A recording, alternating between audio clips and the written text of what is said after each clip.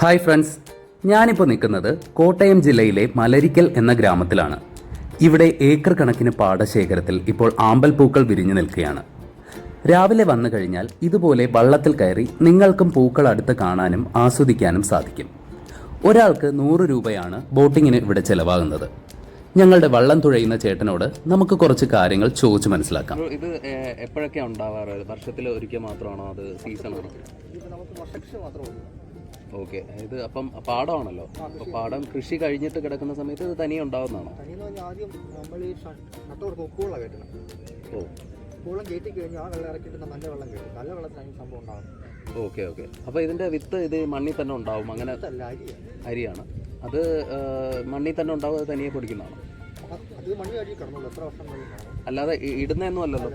ഓ, അപ്പോൾ അല്ല, ഇത് ഈ കൃഷി സമയത്ത് മാറ്റുമല്ലോ. കൃഷി സമയത്ത് നമ്മൾ കളനാശി അടിക്കും. കളനാശി അടിച്ചിട്ട് വെള്ളം പറ്റത്തില്ലേ, നമ്മൾ ട്രാക്ടർ കൊണ്ടുവന്ന് തൊഴുത് മറിച്ച് കളയും. ഓക്കെ, അപ്പോൾ ഇത് നശിച്ചു പോകത്തില്ലേ? അല്ല, അത് പിന്നെ പൊടിക്കാനായിട്ട് ഓ ഓക്കെ ഓക്കെ. ആ ആ. അപ്പോൾ ഇതിനിപ്പം ഇന്നിപ്പം 9-ാം തീയതി അല്ലേ? അപ്പം ഇനി എത്ര ദിവസം ഇതുണ്ടാവും? ഈ മാസം അവസാനം വരെ ഉണ്ടാവും.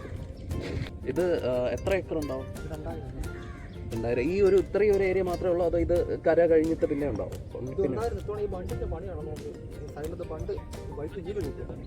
ഓ, അതുകൊണ്ട് വെള്ളം കെട്ട താമസിച്ചു. ഈ പച്ചത്തെ സമയം ആ സമയം എത്രയാണ് പീക്ക് ടൈം? രാവിലെ 5:30 തൊട്ട് 6 മണി സ്റ്റാർട്ട് ചെയ്യും. എത്ര മണി വരെ ഉണ്ടാവും? 10 മണി വരെ ഇതിനെ വിരിഞ്ഞ് കിട്ടും. ഓ, അതായത് ഈ ഒരു ചെടിയിൽ ഈ പൂവാണ് വിരിയുക, കൂമ്പ് ചെയ്യുന്നത്. പിറ്റേ കൂമ്പിയ പൂ ഇത് തന്നെയാണ് വിരിയുന്നത്. അപ്പം ആൾക്കാർ പറിച്ചുകൊണ്ട് പോയി കഴിഞ്ഞാൽ പിന്നെ പറിച്ചുകൊണ്ട് പോയി കഴിഞ്ഞാൽ ഒരു ചെടിയിൽ ഈ ഒരു ചെടിക്കകത്ത് 1-2 പൂവ് നിൽക്കത്തുള്ളൂ ഒരു ചെടിയിൽ. പറിച്ചു കഴിഞ്ഞാൽ അടുത്തൊരു മുട്ടുണ്ടായി വരാൻ കുറേ സമയം എടുക്കും. ഓക്കെ, ഇതാകുമ്പോൾ 1.5 മാസം നിൽക്കും ഈ ഒരു പൂ.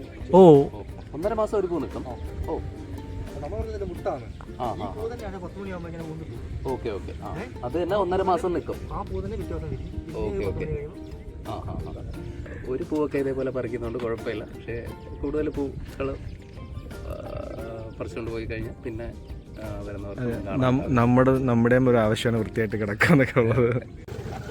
അപ്പോൾ പറഞ്ഞ പോലെ ഈ സെപ്റ്റംബർ മാസം അവസാനം വരെ പൂക്കൾ ഇവിടെ ഉണ്ടാവും.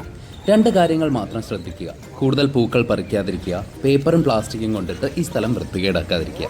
അപ്പോൾ അടുത്ത വീഡിയോയിൽ കാണാം. ഏവർക്കും എൻ്റെ ഹൃദയം നിറഞ്ഞ ഓണാശംസകൾ.